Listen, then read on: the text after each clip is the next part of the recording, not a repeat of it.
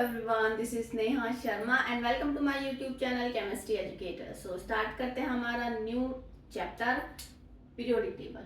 ठीक है, तो पीरियोडिक टेबल को क्लासिफाई करने के लिए बहुत सारे मेथड्स हैं, जिनमें फर्स्ट मेथड क्या है, डोबर्नर्स ट्रायड्स. ठीक है, क्या है, डोबर्नर्स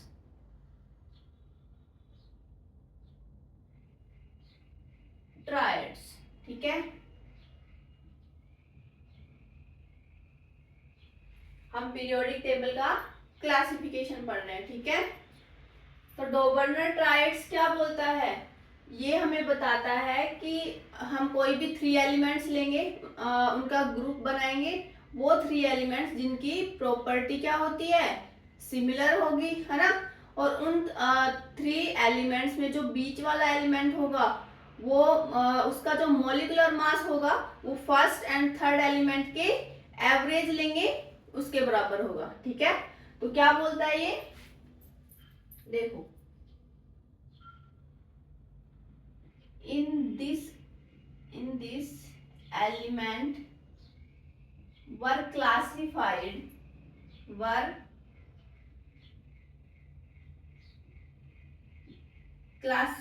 into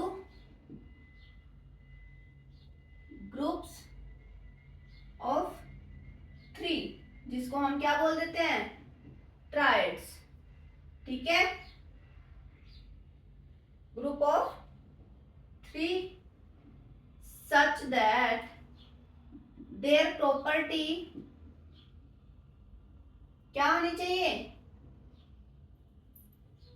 were similar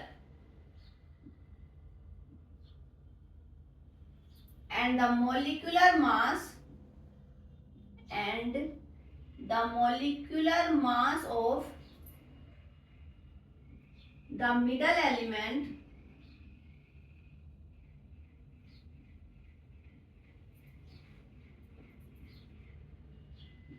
was the average of first and third element.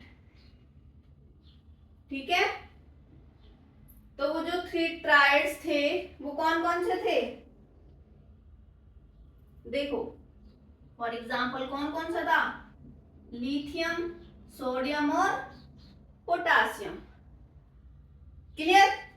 एक था, जैसे मैं 2 ही लिख देती हूं, एक था क्लोरीन, ब्रोमीन, आयोडीन. क्लियर. तो लिथियम का मॉलिक्यूलर मास क्या था, 7 एंड पोटेशियम का 39. ठीक है, लिथियम का 7 था मॉलिक्यूलर मास और पोटेशियम का 39. तो इन दोनों का हम एवरेज लेंगे तो क्या होगा, इन दोनों का एवरेज लो, कितना आया, 39 + 7 46 डिवाइडेड बाई 2 23. तो इसका जो मॉलिक्यूलर वेट आएगा या मॉलिक्यूलर मास आएगा वो कितना आ गया, 23. और एक्चुअल में भी कितना होता है, 23. क्लियर. तो ये यहाँ पे सेटिस्फाई हो गया इसका रूल. अच्छा, ये इसमें बताओ, क्लोरीन के लिए कितना था मॉलिक्यूलर मास, 35.5. क्लियर. अच्छा, आयोडीन के लिए कितना था, 127. क्लियर. इन दोनों का एवरेज लो, 2 से डिवाइड करो तो कितना आया, 162.5 डिवाइडेड बाई 2 81.25. कितना आया, 81.25. क्लियर. आ गया समझ, तो जल्दी से नोट डाउन करो इसकी. अच्छा, इसकी लिमिटेशन क्या है, इसकी लिमिटेशन क्या है बताओ, जो डोबर्नर्स ट्रायड्स है वो लार्ज एलिमेंट्स पे या लार्ज नंबर ऑफ एलिमेंट्स पे एप्लीकेबल नहीं होता है. ठीक है, तो जल्दी से इसको नोट डाउन करो.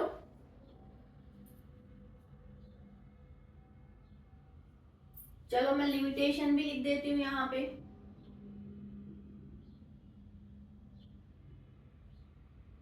क्या है? The triads were not applicable on a large number of element and hence was discarded.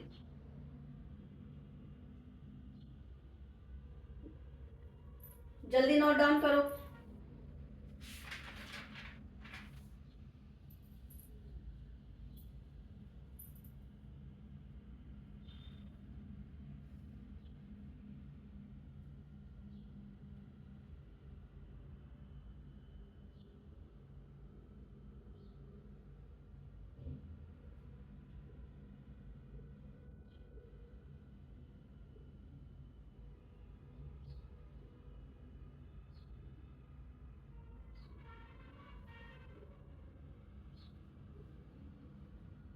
हो गया?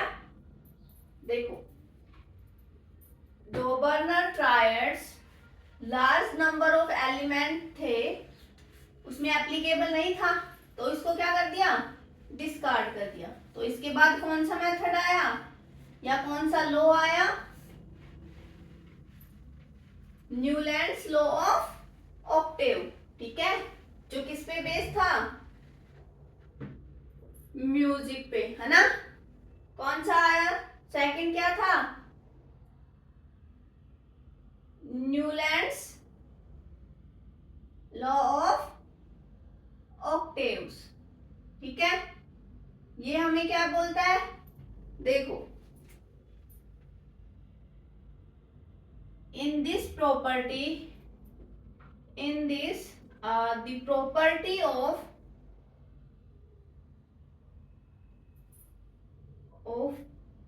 एवरी एट्थ एलिमेंट, जो एवरी एट्थ एलिमेंट की प्रॉपर्टी होगी वो सिमिलर किसके होगी? फर्स्ट एलिमेंट की। ठीक है, ये कौन बता रहा था? Newlands law. ठीक है, तो in this the property of eighth element is similar to the properties of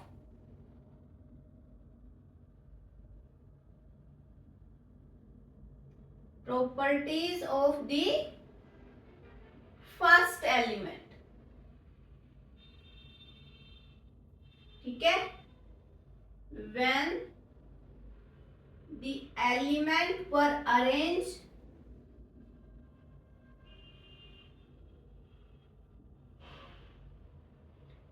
कैसे अरेंज होंगे? According to their atomic mass. Clear? तो फॉर एग्जाम्पल जैसे lithium, beryllium, boron, carbon, nitrogen, oxygen, fluorine, sodium, है ना, magnesium, aluminium, silicon, phosphorus, sulphur, chlorine, potassium, calcium, है ना। इस type से अगर हम इसको फर्स्ट माने, इसको अगर हम फर्स्ट एलिमेंट माने तो एट्थ एलिमेंट कौन सा होगा? First, second, third, fourth, fifth, six, seventh and eighth. तो जो लिथियम और सोडियम की जो प्रॉपर्टी होंगी वो क्या होंगी? सिमिलर होंगी। ठीक है, ऐसे अगर हम फर्स्ट एलिमेंट बेरिलियम माने तो इसका सिमिलर किसके होगा? मैग्नीशियम के, है ना। बेरिलियम की प्रॉपर्टी किसके सिमिलर होती है? मैग्नीशियम के। क्लियर? आ गया समझ? अच्छा, अगर मैं इसकी डिमेरिट्स की बात करूं, इसकी लिमिटेशन की बात करूं, है ना, डिसएडवांटेजेस अगर मैं बात करूं तो क्या होगा? ये लाइटर एलिमेंट के लिए क्या होती है, एप्लीकेबल होती है ना, दैट इज कैल्शियम तक, ठीक है।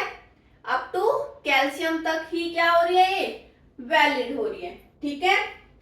उसके बाद अगर हम नोबल गैसेस को ऐड करते हैं तो जो फर्स्ट एलिमेंट है वो सिमिलर हो रहा है नाइन्थ एलिमेंट के, क्लियर, ठीक है। तो जो इसका रिलेशन था म्यूजिक का एट्थ एलिमेंट, या मतलब म्यूजिक में क्या होता है, एट्थ नोट सेम होता है ना।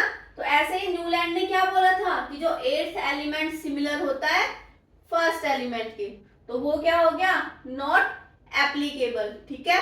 तो फिर इसको भी क्या कर दिया, डिस्कार्डेड, क्लियर। तो इसको जल्दी से नोट डाउन करो।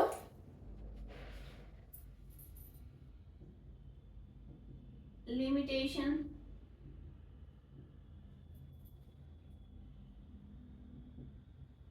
This law was only applicable, किसमें एप्लीकेबल था, applicable of lighter element, lighter element that is up to calcium, clear. अच्छा, in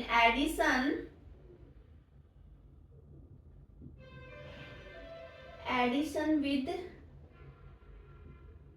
the discovery of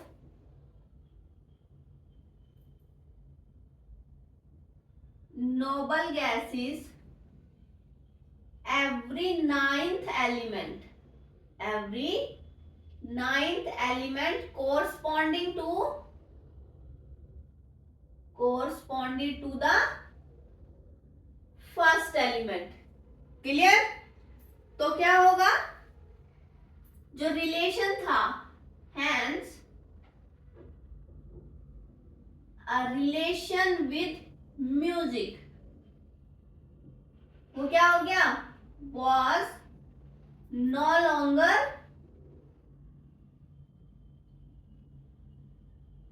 valid. So this theory, hence this theory was discarded, ठीक है। आ गया समझ, तो जल्दी से नोट डाउन करो।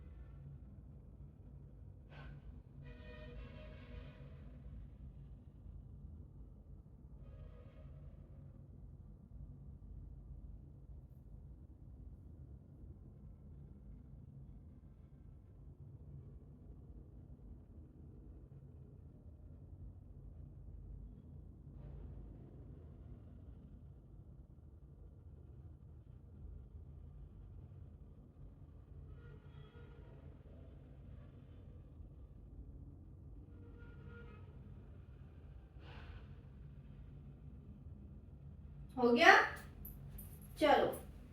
तो ये वाला लॉ भी क्या हो गया, डिस्कार्डेड, ठीक है। तो थर्ड लॉ क्या आया,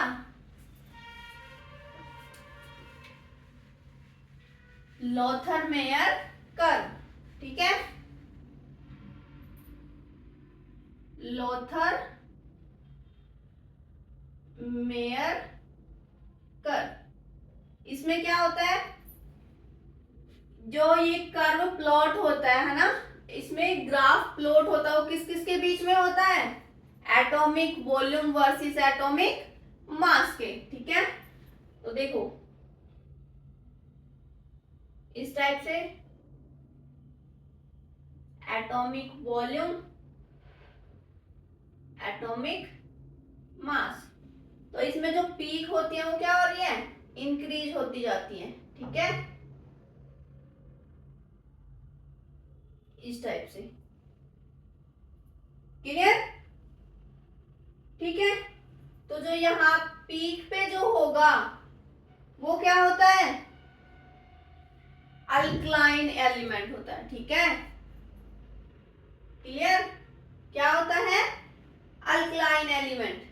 ठीक है, तो इसके कुछ पॉइंट्स है, वो नोट डाउन कर लो। फर्स्ट पॉइंट क्या है? देखो, alkaline element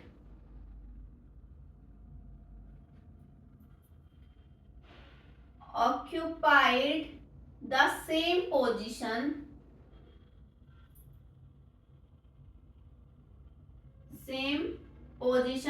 that is top of the peak, peak के टॉप पे रहते हैं। ठीक है, पीक के टॉप पे ऑक्यूपाई कौन होता है? Alkaline element. ठीक है, अच्छा, alkaline earth metal,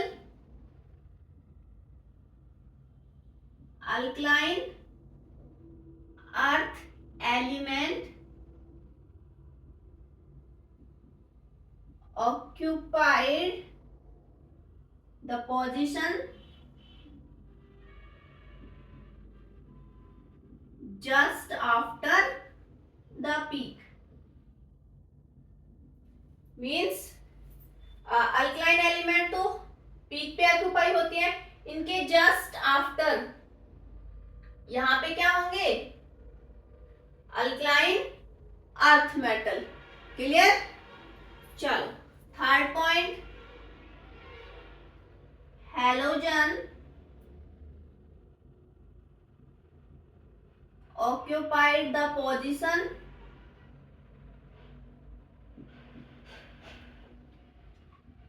just before the peak,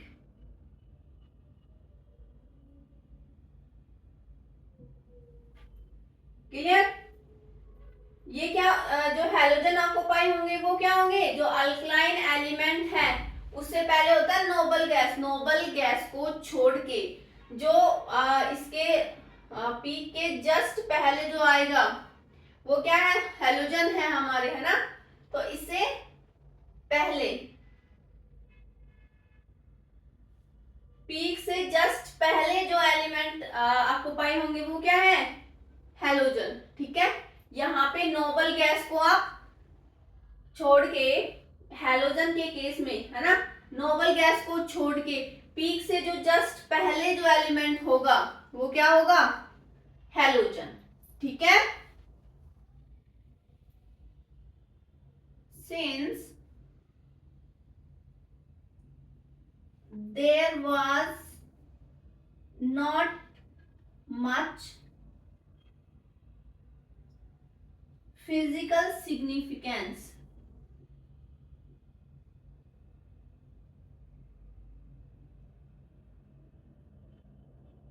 Lothar-Meyer curve, therefore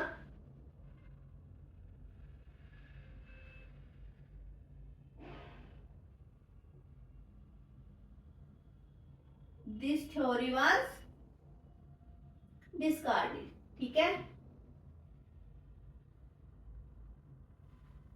Lothar mayor curve का कोई सिग्निफिकेंस, फिजिकल सिग्निफिकेंस नहीं निकला, तो उसको भी हम क्या कर दिया? हमने डिस्कार्डेड कर दिया। ठीक है, तो इसके बाद जो आएगी वो कौन सी आएगी? Mendeleev periodic table. कौन सी आएगी? Mendeleev periodic table. तो इसको जल्दी से नोट डाउन करो।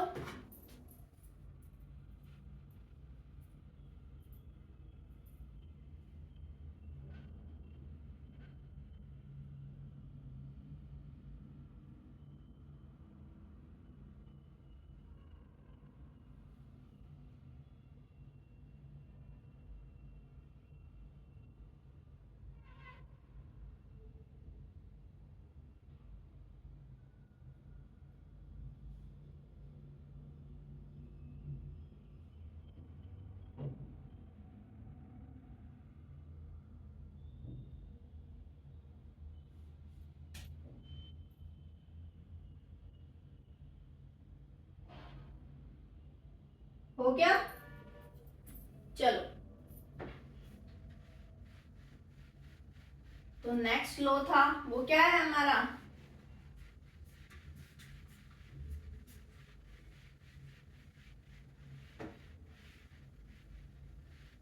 Mendeleev periodic law.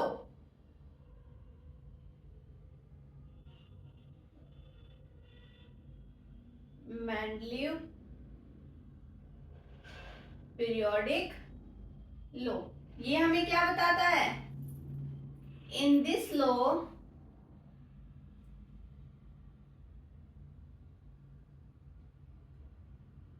The physical and chemical property, the physical and chemical properties of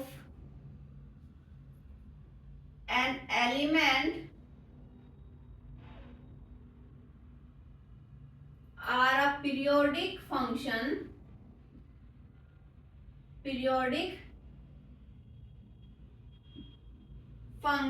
of their atomic mass। ठीक है, तो मेंडलीव पीरियोडिक टेबल्स है ना, मेंडलीव पीरियोडिक, इसने एक मेंडलीव ने मेंडलीव पीरियोडिक टेबल दी थी, उसकी कुछ कैरेक्टरिस्टिक्स है ना, एडवांटेज डिसएडवांटेज मैं एक साथ ही लिख दूंगी। ठीक है, तो देखो, जो फर्स्ट मेंडलीव पीरियोडिक टेबल, ठीक है, शॉर्ट में लिख रही हूं, इसके कुछ पॉइंट्स हैं। देखो, फर्स्ट पॉइंट क्या है? इसने क्या बताया था कि जो इसकी पीरियोडिक टेबल है उसमें 8 कॉलम है और 7 रोज है, मतलब 8 ग्रुप और 7 पीरियड्स। ठीक है,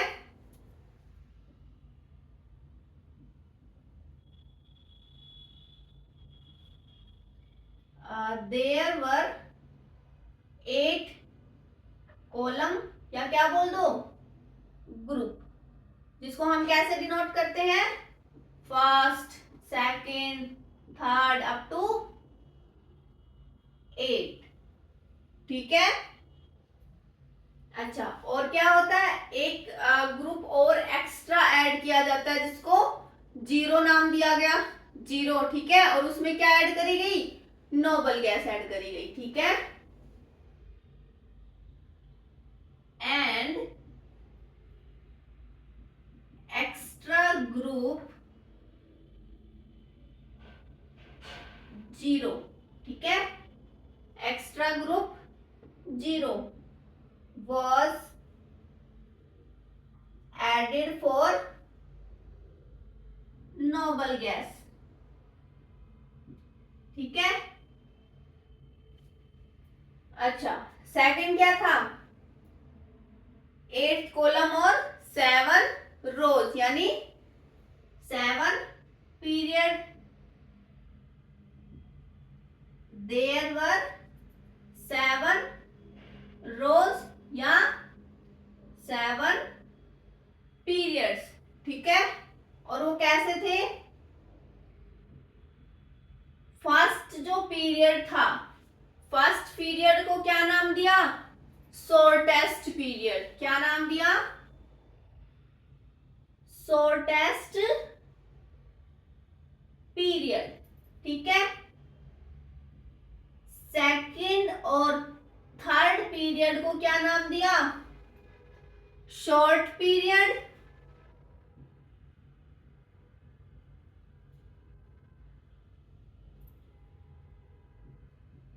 फोर्थ एंड फिफ्थ पीरियड को लॉन्ग पीरियड। सिक्स्थ पीरियड को क्या नाम दिया? Longest period. ठीक है, और सेवंथ पीरियड क्या था?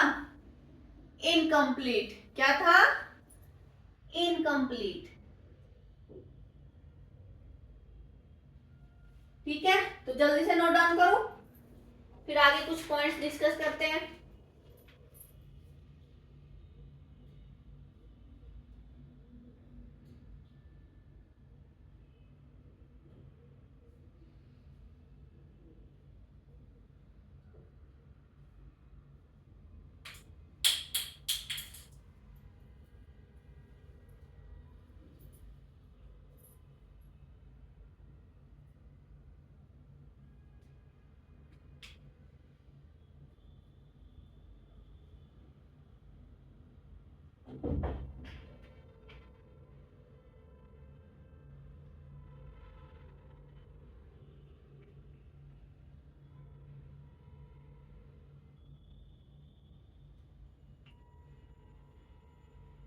हो गया, चलो नेक्स्ट पॉइंट।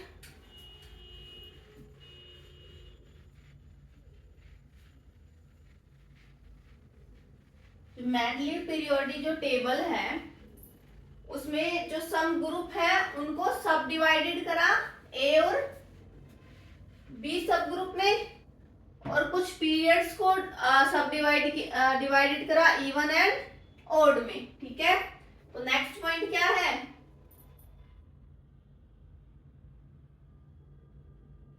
सम ग्रुप वर सब डिवाइडेड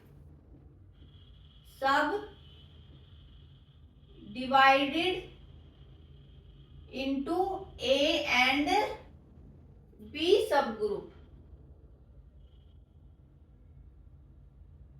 ठीक है, and some period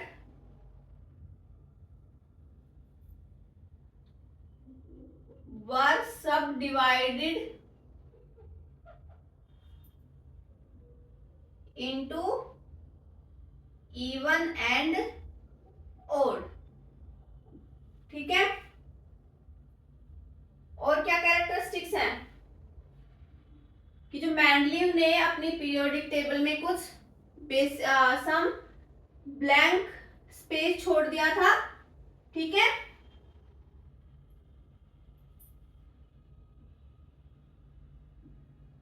Mendeleev left some blank space for element to discover। ठीक है, अच्छा next point, he was able to correct the properties of some elements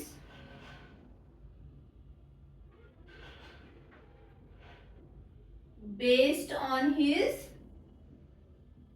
periodic table।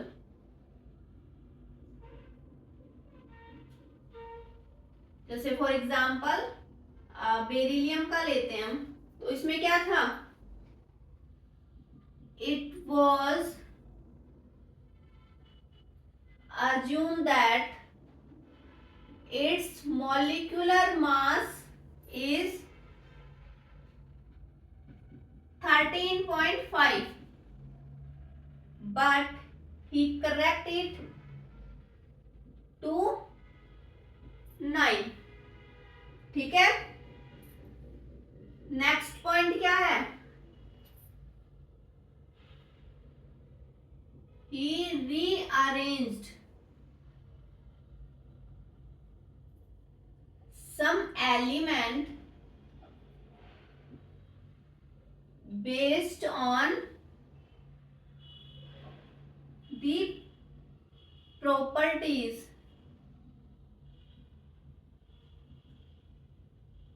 rather than atomic mass। ठीक है, उसने कुछ element को क्या करा? रीअरेंज करा। ठीक है, तो बेसिकली ये क्या हो गई? मैंडलीव पीरियोडिक टेबल की डिसएडवांटेजेस हो गई। ठीक है, क्योंकि उसने जो भी अरेंज करा था वो एटॉमिक मास के अकॉर्डिंग एलिमेंट्स को अरेंज करा था। ठीक है, चलो नेक्स्ट पॉइंट। इन ग्रुप 8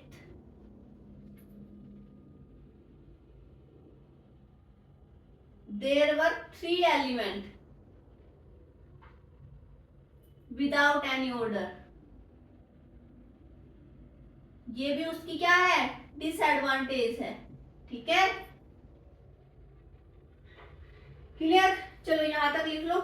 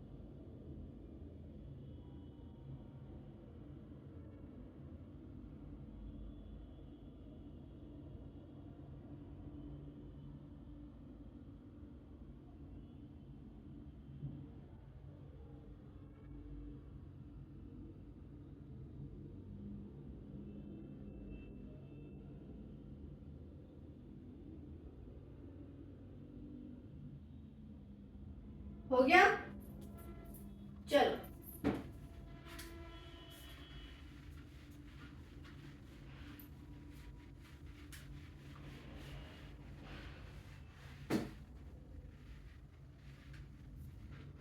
नेक्स्ट पॉइंट क्या है, the position of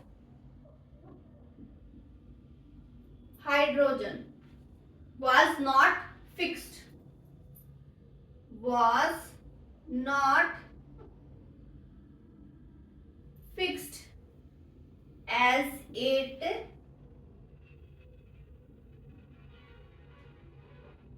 showed properties of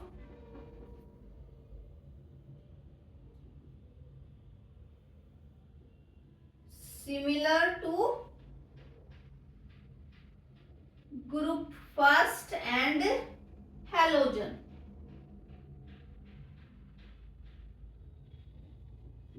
ठीक है, नेक्स्ट पॉइंट है lanthanoids and actinoids. Lanthanoids and actinoids were put separately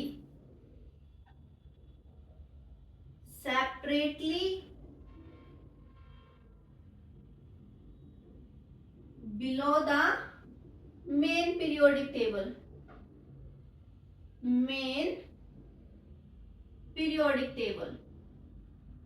And next point is isotopes were given same position। ठीक है, तो ये Mendeleev periodic table की कुछ कैरेक्टरिस्टिक्स लिखी हमने, है ना।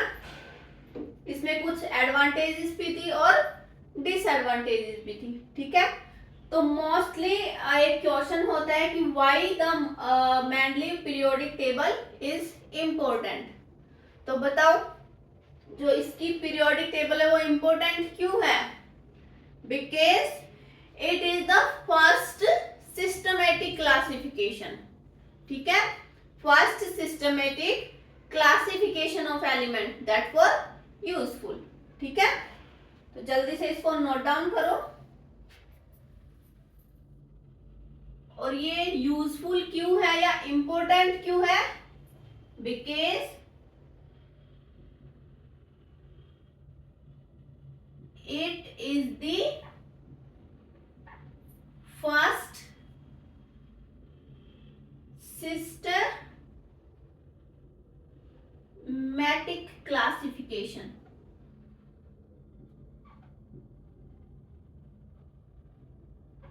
of elements that was useful.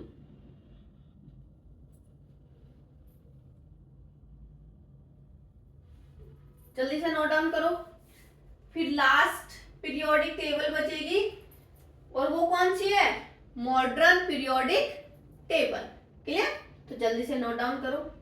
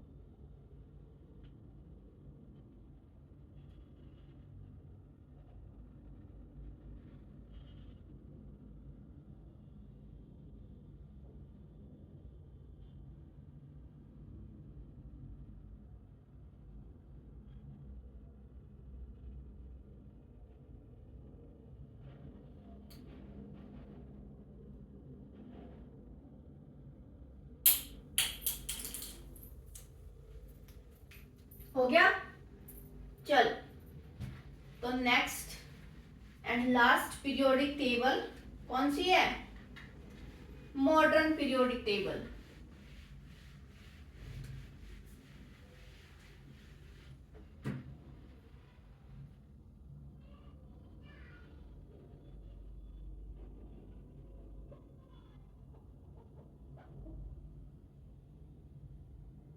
Modern periodic table. देखो, मेंडलीव पीरियोडिक टेबल में हमने जो एलिमेंट को अरेंज करा वो किसके बेस पे करा था? एटॉमिक मासेस के बेस पे। ठीक है? बट इस मॉडर्न पीरियोडिक टेबल में जो एलिमेंट को हम अरेंज करेंगे वो उनके एटॉमिक नंबर के बेस पे करेंगे। ठीक है? देखो, तो नोट डाउन करो। In this table या in this law, the physical and chemical property and chemical properties of an element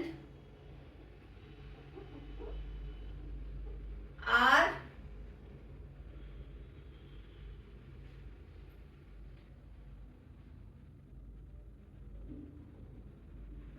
a periodic function of their atomic number. Clear? तो इसकी कुछ कैरेक्टरिस्टिक्स हैं, वो कौन कौन सी है?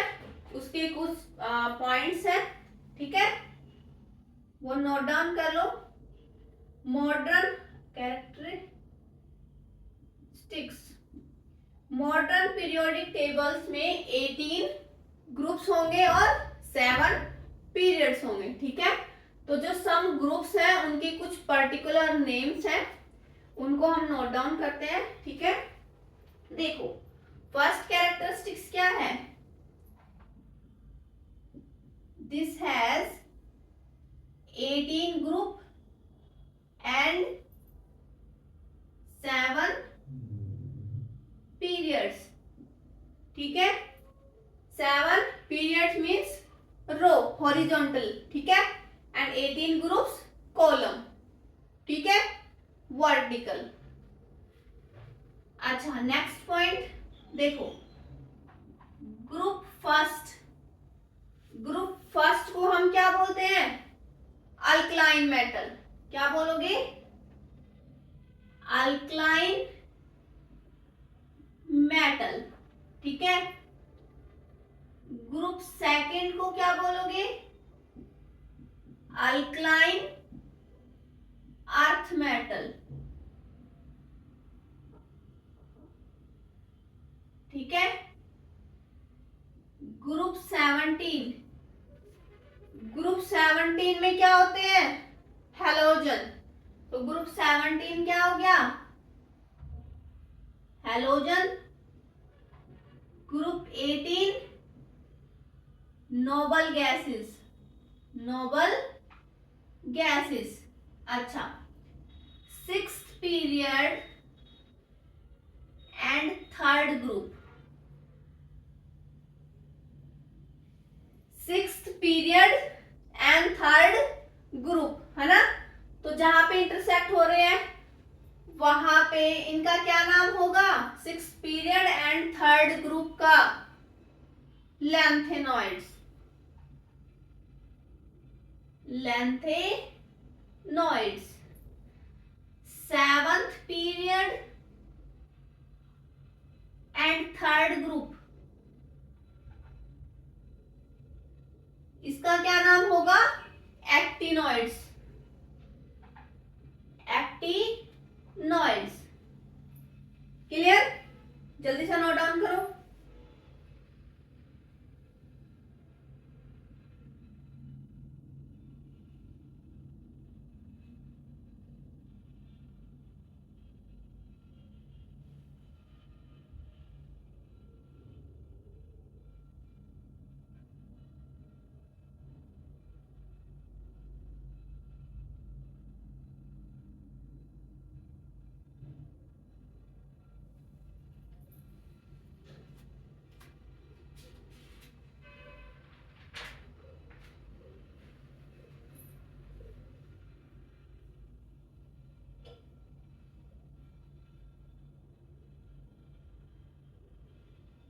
हो गया?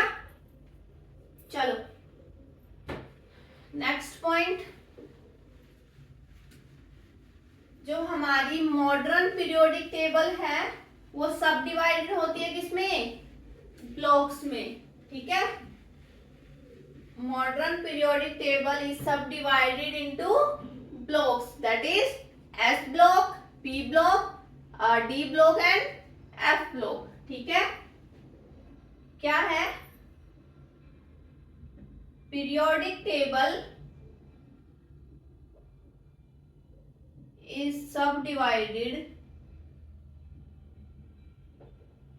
into blocks, that is S block, P block, D block and F block, ठीक है। कैसे? देखो इस टाइप से होती है ना पीरियोडिक टेबल,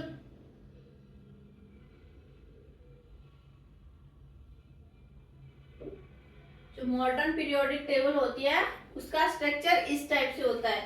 ये एस ब्लॉक, ये पी ब्लॉक, ये डी ब्लॉक और ये एफ ब्लॉक, ठीक है। क्लियर? इस टाइप से कुछ होता है ना। क्लियर? चलो अब देखो, जो एस ब्लॉक है उसमें कौन कौन से ग्रुप होते हैं? S block has group first and group second, ठीक है। जो एस ग्रुप है उसमें group first and group second होता है, ठीक है। और जो ग्रुप फर्स्ट है उसको हम S1 बोल देते हैं, और ये ग्रुप 2 को क्या बोल दोगे? S2, है ना। मीन्स क्या हुआ? जो ग्रुप फर्स्ट है उसमें जो एस ब्लॉक है, ठीक है, जो ग्रुप फर्स्ट में जो एलिमेंट होंगे उनमें जो इलेक्ट्रॉन्स ऑक्यूपाई होंगे वो कितने होंगे? 1। क्लियर? कितने होंगे? 1। और ग्रुप सेकंड में जो एलिमेंट होंगे उनमें इलेक्ट्रॉन कितने होंगे? 2 इलेक्ट्रॉन ऑक्यूपाई होते हैं। क्लियर? आ गया समझ? ठीक है। ऐसे ही क्या है? पी ब्लॉक है। पी ब्लॉक में कौन कौन से ग्रुप होते हैं? ग्रुप 13, 14, 15, 16, 17 और 18। पी ब्लॉक देखो, पी में 6 ऑर्बिटल होते हैं, ठीक है, क्लियर। या आप क्या बोल सॉरी 3 ऑर्बिटल होते हैं पी ब्लॉक में और 6 इलेक्ट्रॉन होते हैं, सॉरी, ठीक है।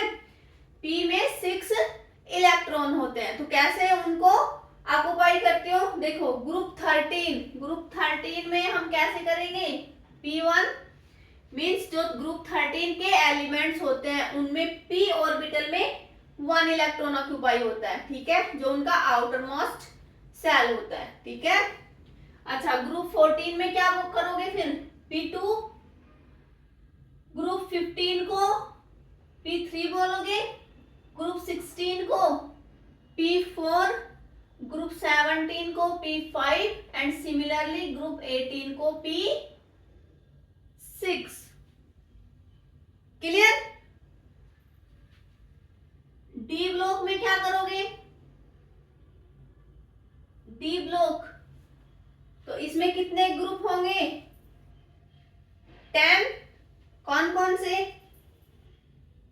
ग्रुप 3, 4, 5, 6, 7, 8, 9 एंड 10, और क्या होगा 11 एंड ग्रुप 12। तो देखो कितने हैं, 1 2 3 4 5 6 7 8 9 एंड 10। तो डी ग्रुप में 10 ग्रुप होते हैं, ठीक है। तो इनका कॉन्फ़िगरेशन कैसे लिखोगे, G3 को और हम क्या बोलेंगे, D1, इसको D2, G5 को D3, G6 को D4, D7 को D5, D8 को D6 और G9 को D7, G10 को D8, G11 को D9 और G12 को D10। सिमिलरली F ब्लॉक में 14 ग्रुप होंगे और उनको भी कैसे करोगे, F1, F2, F3 like this, ठीक है, ठीक है, आ गया समझ। जैसे फॉर एग्जाम्पल देखो, जैसे मैंने फॉर एग्जाम्पल लिया फॉस्फोरस, कौन सा लिया, फॉस्फोरस। चलो मैं बाद में करवाती हूँ, पहले ये नोट डाउन कर लो।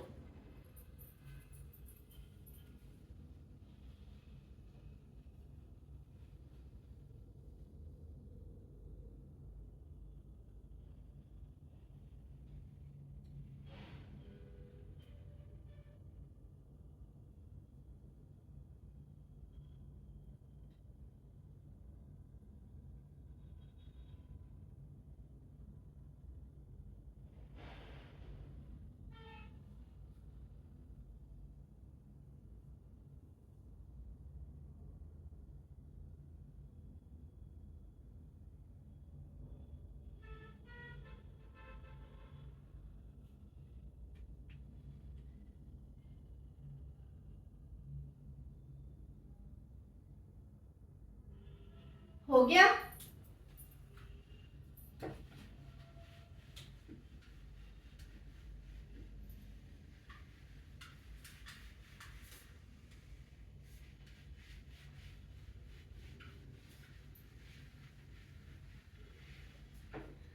अच्छा, इसकी कुछ जनरल कॉन्फ़िगरेशन है, होती है जनरल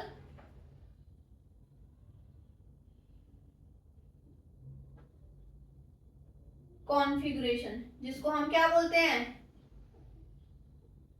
आउटर मोस्ट कॉन्फ़िगरेशन, ठीक है, आउटर मोस्ट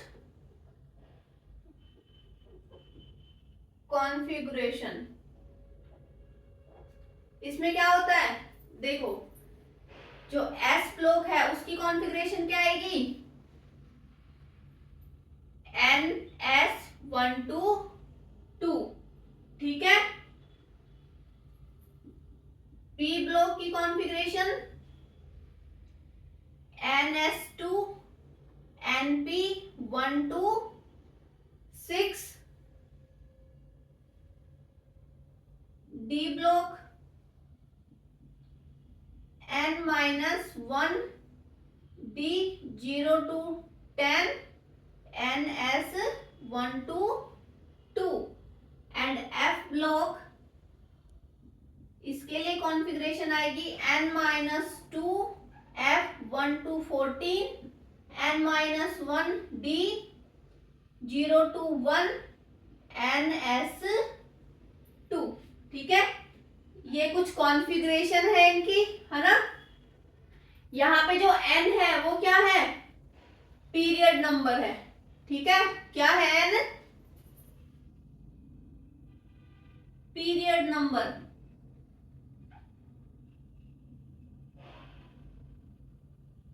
ठीक है, तो जैसे मैं बोलूं अगर पीरियड फर्स्ट पीरियड है एस ब्लॉक के लिए, अगर मैं बात करूं तो हाइड्रोजन मान लो। चलो मैं एक एग्जांपल ले लेती हूं, फॉस्फोरस। क्या है, फॉस्फोरस। ठीक है, तो फॉस्फोरस कौन से ग्रुप में है, फॉस्फोरस बताओ। ग्रुप 15 किसमें है, ग्रुप 15। और ग्रुप 15 किसमें है, पी ब्लॉक में। किसमें है, पी ब्लॉक में। ठीक है,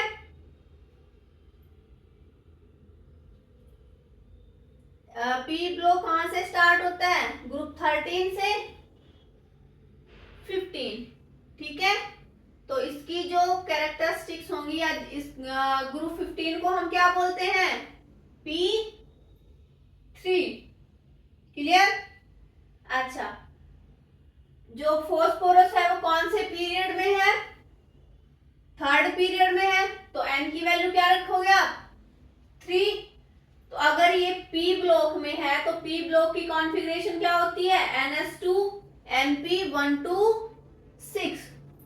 तो इसको लिखो NS2 NP 1 to 6। तो इसकी कॉन्फ़िगरेशन बनाते हैं, थर्ड पीरियड में है 3s2 3p। अब ये 1 to 6, तो p में कितने इलेक्ट्रॉन होंगे, यहां हमने निकाल दिया p3, मतलब p में 3 इलेक्ट्रॉन होंगे।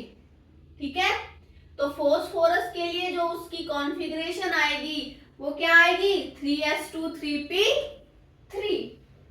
आ गया समझ। सिमिलरली आप क्या करोगे, एस ब्लॉक के लिए निकाल दो, डी ब्लॉक के लिए निकाल दोगे, है ना। क्लियर।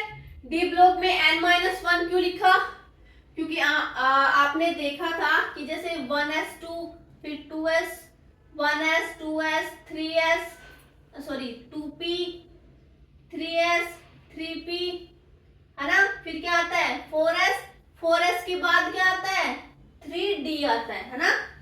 तो देखो n यहाँ पे अगर हम इसको ns माने तो ये क्या हो गया n-1d, मतलब n अगर 4 है तो यहाँ पे 4 - 1 कितना आया 3, तो यहां से आया है n-1। सिमिलरली f के केस में भी यही होता है n-2। ठीक है, आ गया समझ। तो ये कुछ मॉडर्न पीरियोडिक टेबल की कैरेक्टरिस्टिक्स थी, है ना। बाकी हम नेक्स्ट लेक्चर में कवर करेंगे। आज के लिए इतना ही। Thank you so much.